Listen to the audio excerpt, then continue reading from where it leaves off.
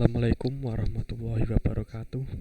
Perkenalkan, nama saya adalah Yiki Nur Fatah. Saya mahasiswa Universitas Muria Kudus jurusan Sistem Informasi. Nomor NIM saya adalah 2020-53073. Kali ini saya akan mempresentasikan materi dasar akuntansi dengan judul konsep dasar analisa bisnis perusahaan. Agenda yang akan kita pelajari kali ini adalah konsep dasar akuntansi dan analisis laporan keuangan. Yang kedua, jenis laporan keuangan, dan yang ketiga dan yang terakhir adalah analisis laporan keuangan. Apa itu analisis laporan keuangan? Yang dimaksud dari analisis laporan keuangan adalah jenis laporan yang berisi data-data keuangan perusahaan. Analisis laporan keuangan atau financial statement analysis adalah analisis yang dilakukan guna menguji keterkaitan angka-angka akuntansi dan tren angka tersebut dalam periode waktu tertentu. Jadi, dalam sebuah perusahaan kita harus punya seorang analis yang dapat menganalisa laporan keuangan untuk dapat memperkirakan bagaimana kondisi keuangan perusahaan ke depannya. Jadi sebisa mungkin kita harus memaksimalkan keuangan yang ada di perusahaan. Mengapa itu dilakukan? 1. Karena menilai kondisi keuangan dan hasil usaha perusahaan masa lalu, masa depan, dan prediksi yang akan datang. Kita harus dapat melihat kondisi keuangan di masa lalu, masa sekarang, dan dapat juga memprediksi yang akan datang. Yang kedua adalah menilai kekuatan dan kelemahan kekuasaan perusahaan. Kita harus dapat menilai kekuatan dan kelemahan perusahaan agar sebisa mungkin bisa menjaga kekuatan keuangan perusahaan agar mencapai kondisi yang maksimal. Analisis bisnis meliputi evaluasi prospek dan evaluasi resiko. Evaluasi prospek dan evaluasi resiko digunakan untuk pengambilan keputusan bisnis yang meliputi investor, kreditor. Pengambilan keputusan bisnis dapat diambil dan dapat dipantau oleh investor, kreditor, manajer, analisis, merger dan akuisisi, direktur, regulator, eksternal auditor, pekerja atau serikat pekerja, dan yang terakhir adalah lawyer. Framework analisis laporan keuangan. Komponen dalam proses analisis bisnis dapat kita lihat sebagai berikut: business environment and strategy analysis, industri analis. Lalu kita lihat diarahkan ke accounting analysis, lalu financial analysis, analysis of cash flows, profitability analysis, risk analysis. Kalau yang bagian strategi analis diarahkan ke prospektif analis dan menuju intrinsic value, dan yang ini juga menuju cost of capital estimate, dan yang terakhir adalah kembali menuju intrinsic value. Framework analisis laporan keuangan gunanya adalah menilai lingkungan bisnis. Lalu yang kedua adalah membaca dan mempelajari laporan keuangan dan catatan atas laporan keuangan. Yang ketiga adalah menilai kualitas laba. Sebisa mungkin kita harus mendapatkan laba sebesar-besarnya demi keberlangsungan perusahaan dan memperbesar jangkauan perusahaan. Yang keempat adalah analisis laporan keuangan. Analisis yang kita buat harus tepat sesuai dengan kondisi keuangan perusahaan, dan kita juga harus bisa menilai keuangan perusahaan dapat dari masa lalu, masa sekarang, dan dapat memprediksi di masa yang akan datang. Yang ketiga adalah memprediksi laba atau cash flow masa mendatang. Kita harus dapat memprediksi dan menerka-nerka dari kondisi perusahaan sekarang untuk mendapatkan prediksi laba yang bisa diperoleh di masa yang akan mendatang. Kita harus menggunakan kesempatan semaksimal mungkin untuk mendapatkan laba yang sebesar-besarnya. Menilai lingkungan bisnis. Apa jenis kegiatan perusahaan? Menilai lingkungan bisnis meliputi apa jenis kegiatan perusahaan yang dilakukan. Jadi kita harus tahu betul jenis kegiatan perusahaan yang kita lakukan. Yang kedua adalah strategi apa yang digunakan perusahaan untuk menghasilkan laba. Kita harus mempunyai strategi-strategi yang terbaik dan yang efisien untuk mendapatkan laba demi keberlangsungan perusahaan untuk masa mendatang. Yang ketiga adalah perusahaan tersebut berada dalam bidang apa. Kita harus bisa menentukan bidang apa yang harus kita ambil dalam membuat perusahaan. Yang keempat, siapa pemain utama usaha tersebut. Pemain utamanya adalah orang-orang yang berdiri untuk mendirikan perusahaan dari berbagai pihak. Yang kelima adalah siapakah pesaing utama perusahaan. Kita bisa melihat pesaing dari jenis perusahaan dan jenis bidang yang kita ambil. Misalkan kita mengambil bidang di bagian ekspor impor, berarti perusahaan yang menjadi pesaing kita adalah perusahaan yang bergerak di bidang atau jasa yang sama. Yang keenam, bagaimana hubungan antara perusahaan dengan konsumen dan supplier. Kita harus membangun hubungan yang baik dan harmonis dengan konsumen dan supplier. Supaya apa? Supaya dalam proses produksi dapat berlangsung dengan baik dengan konsumen dan supplier. Kita harus dapat membangun kepercayaan dengan para konsumen dan supplier, karena keberlangsungan perusahaan ditentukan oleh konsumen dan supplier kita. Yang ketujuh, bagaimana pengaruh perubahan ekonomi terhadap penjualan dan laba perusahaan. Kita harus dapat melihat pengaruh-pengaruh perubahan ekonomi terhadap penjualan dan laba perusahaan kita. Analisis industri. Analisis potensi laba berdasarkan kondisi industri.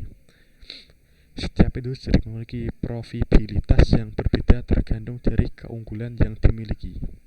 Kompetisi industri dengan industri lainnya akan mempengaruhi profitabilitas industri. Kompetisi dalam industri akan mempengaruhi profitabilitas masing-masing perusahaan dalam industri. Dan struktur dalam pasar dalam suatu industri menentukan apakah perusahaan dalam industri tersebut dapat menurut laba yang abnormal. Dan yang terakhir adalah kondisi perekonomian mempengaruhi profitabilitas industri dari perusahaan.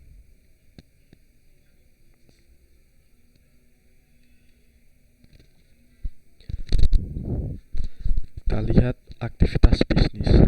Aktivitas bisnis meliputi aktivitas perencanaan. Tujuan yang pertama adalah pricing atau harga, lalu strategi. Kita harus mempunyai strategi terbaik untuk keberlangsungan perusahaan dan membesarkan perusahaan di masa yang akan mendatang. Lalu promosi, kita harus dapat memberikan promosi-promosi supaya dapat menarik konsumen dan para supplier. Lalu proyeksi, kita harus dapat memproyeksikan perusahaan sebaik mungkin. Tantangan dalam memperbesar perusahaan, kita pasti akan mempunyai tantangan-tantangan. Jadi kita harus siap dengan tantangan-tantangan yang akan ada. Lalu opportunities, dan selanjutnya kinerja manajer. Kita harus bisa memilih calon manajer yang terbaik untuk perusahaan dengan kinerja yang terbaik, karena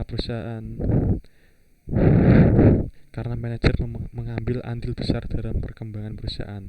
Lalu distribusi, kita harus mempunyai sistem distribusi yang baik dan cepat agar dapat didistribusikan kepada konsumen-konsumen dan para supplier.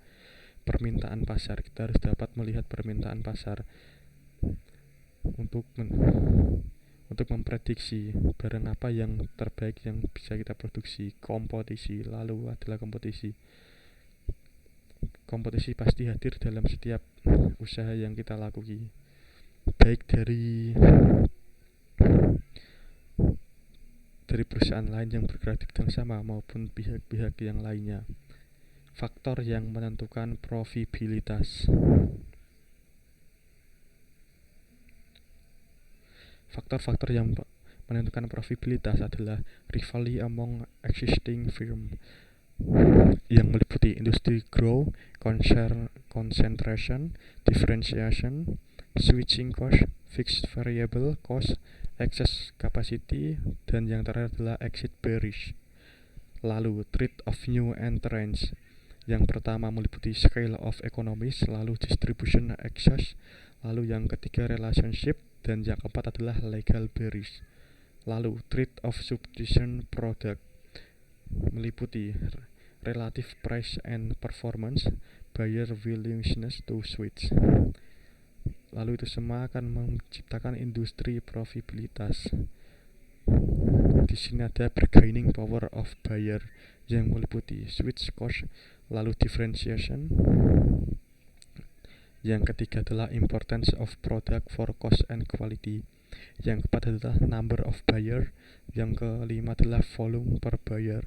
Lalu bargaining power of supplier meliputi switching cost, lalu differentiation. Yang ketiga adalah importance of product for cost and quality, lalu number of buyer, dan yang terakhir adalah volume per buyer. Lalu menciptakan industri profitabilitas. Analisis keuangan atau financial analysis. Analisis keuangan adalah proses untuk mengevaluasi posisi keuangan dan kinerja dengan menggunakan laporan keuangan. Analisis profitabilitas meliputi evaluasi pengembalian investasi. Analisis resiko, kita harus dapat mengevaluasi resiko dan kemampuan membayar. Analisis arus kas, kita harus dapat mengevaluasi sumber dan penggunaan dana. Alat-alat yang kita perlukan adalah analisis rasio dan analisis arus kas. Lalu itu semua akan memunculkan resiko akuntansi. Prospective analysis meliputi proses to forecast future payoffs, lalu mengarah ke business environment and strategy analysis, lalu accounting analysis. Selanjutnya adalah financial analysis, dan yang terakhir adalah intrinsic value. Aktivitas bisnis. Aktivitas bisnis meliputi aktivitas investasi. Aktivitas investasi meliputi pembelian sumber daya dan penjualan sumber daya. Lalu aktivitas pendanaan. Aktivitas pendanaan adalah meliputi pemilik equity dan non-pemilik atau liabilitas. Investasi sama dengan pendanaan. Kita harus dapat menyeimbangkan antara investasi dan pendanaan. Aktivitas bisnis meliputi aktivitas investasi, aktivitas perencanaan, dan aktivitas pendanaan. Aktivitas operasi, pendapatan dan biaya dari penyelenggara kegiatan produksi dan pemberian jasa. Itu adalah yang dimaksud dari aktivitas operasi. Laporan keuangan. Laporan keuangan, yang dimaksud dengan laporan keuangan adalah suatu laporan yang berisi informasi keuangan mengenai suatu badan usaha yang akan dipergunakan oleh pihak-pihak yang berkepentingan sebagai bahan pertimbangan dalam pembuatan keputusan. Laporan keuangan merupakan output dari perusahaan akuntansi. Laporan keuangan, laporan posisi keuangan atau neraca, statement of financial position atau balance sheet. Lalu laporan laba rugi dan penghasilan komprehensif lain atau income statement and other comprehensive income. Lalu laporan perubahan modal atau statement of shareholders equity. Lalu laporan arus kas atau statement of cash flow. Dan yang terakhir adalah catatan atas laporan keuangan atau notes to the financial statement. Laporan keuangan dan aktivitas bisnis. Kita harus mempunyai planning untuk melakukan riset laporan keuangan dan aktivitas bisnis. Meliputi investasi, current, meliputi cash, account receivable, lalu inventories dan marketable securities, dan non-current meliputi land, building and equipment, patents and investment. Operasi meliputi sales, cost of goods sold, selling expense, administrative expense, interest expense, dan income tax expense. Financing meliputi current, yaitu notes payable, account payable, salaries payable, income tax payable. Non-current meliputi bonds payable, common stock, and retained earning. Informasi tambahan selain laporan keuangan meliputi diskusi manajer, laporan manajemen, laporan audit, tambahan penjelasan atas catatan LK, informasi tambahan, proxy statement.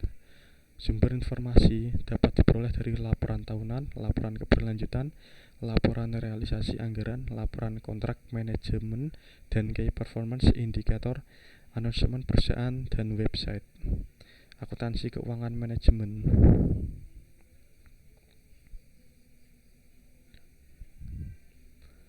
Akuntansi meliputi akuntansi keuangan, laporan keuangan, dan pengungkapannya. Pemakai eksternal adalah investor, kreditor, supplier, pelanggan, dan lain-lain. Akuntansi manajemen meliputi rencana, anggaran, dan laporan kinerja unit. Pemakai internalnya adalah manajer untuk tujuan pengelolaan perusahaan. Proses penyediaan informasi. Yang pertama adalah kita mengidentifikasi stakeholder. Lalu proses selanjutnya adalah proses kedua, yaitu mengetahui kebutuhan informasi stakeholder. Dan selanjutnya kita harus merancang sistem informasi akuntansi untuk memenuhi kebutuhan stakeholder. Yang keempat atau selanjutnya adalah catat data ekonomik dari aktivitas bisnis. Lalu yang kelima adalah siapkan laporan akuntansi untuk stakeholder. Alur transaksi bisnis. Kita dapat melihat di sini alur untuk melakukan transaksi bisnis. Alurnya adalah sebagai berikut. Yang pertama adalah persetujuan transaksi, lalu transaksi terjadi dan dokumen disiapkan, lalu catat di jurnal, posting di buku besar, dan siapkan laporan keuangan. Proses akuntansi. Setelah melakukan identifikasi dan pengukuran item yang dicatat, langkah-langkah siklus akuntansi adalah sebagai berikut. Tahap pertama, pencatatan atau penjurnalan. Tahap kedua adalah posting dari jurnal ke buku besar. Tahap yang ketiga adalah membuat neraca saldo atau trial balance sebelum penyesuaian. Tahap keempat adalah membuat jurnal penyesuaian untuk menyelesaikan akun akrual dan akun penangguhan. Tahap kelima adalah membuat neraca saldo yang disesuaikan. Tahap keenam adalah membuat laporan keuangan, dan selanjutnya tahap ketujuh adalah membuat jurnal penutup akun nominal. Tahap ke-8 adalah membuat neraca saldo setelah penutupan, dan terakhir tahap ke-9 adalah membuat jurnal pembalik. Sistem akuntansi terdiri dari akun-akun, lalu dicatat ke dalam jurnal dan diposting ke buku besar atau ledger. Sistem akuntansi yang meliputi pencatat transaksi dan kejadian lain, mengklasifikasikan item, meringkas dampaknya, dan melaporkan hasil ke dalam laporan keuangan. Terima kasih. Demikian presentasi yang bisa saya sampaikan. Untuk kurang lebihnya saya ucapkan mohon maaf. Terima kasih. Sampai jumpa di pertemuan yang selanjutnya.